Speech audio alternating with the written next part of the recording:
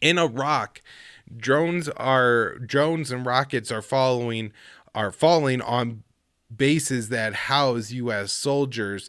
So on the last show, I think that would be episode 211 that I did with Connor Freeman, we discussed that on the second anniversary of the assassination by the United States of Iranian General Qasem Soleimani at the Baghdad airport, that there had been, I believe, 2 drones fired at the U.S.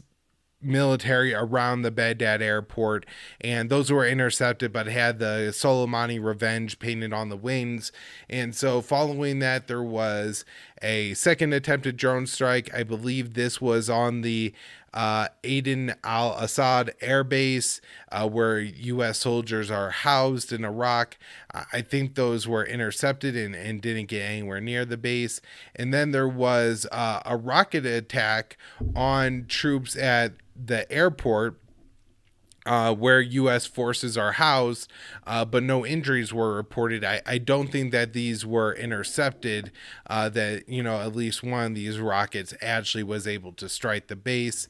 And then a fourth such thing came 4 consecutive days in a row. Here, Dave DeCamp writes at antiwar.com, U.S. coalition shoots down drone aimed at base in Iraq as attacks continue.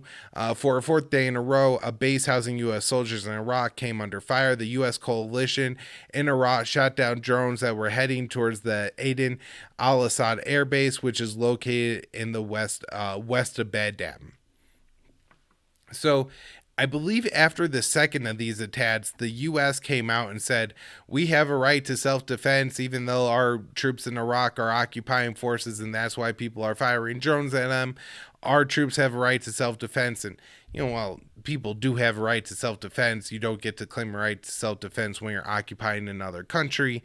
And so I see that as problematic, but interesting that I haven't seen like any major airstrikes being carried out against these forces in Iraq. And while I'm surprised at this and haven't seen it yet and almost hesitant to say something, this doesn't seem to be having a major impact on the negotiations between Iran and the U.S. and European powers in Vienna, although I really suspect that'll change. But if I'm wrong, I'll happily be wrong. Margaret Griffiths has the year-end death toll from Iraq in 2021. These are, people confirmed to have been killed by war violence or war-related violence in Iraq. It's 1,625 people with another 2,000 wounded. There were also 484 bodies that were found in mass graves. The lower than the number in 2020, which was just under 2,000. Of the dead, the Islamic State was responsible for about 1,300 deaths, and those deaths the total deaths include 380 civilians, 439 security personnel, and 487 militants. My guess is that the security personnel include the Shia militias of Iraq, and the militants would be ISIS or anyone else. Then there's also the fighting that's going on between Turkey and the PKK, where at least 313 people were killed. The PKK lost over 250 members. 38 Turkish military personnel were killed. So a lot of fighting still going on in Iraq, even, today.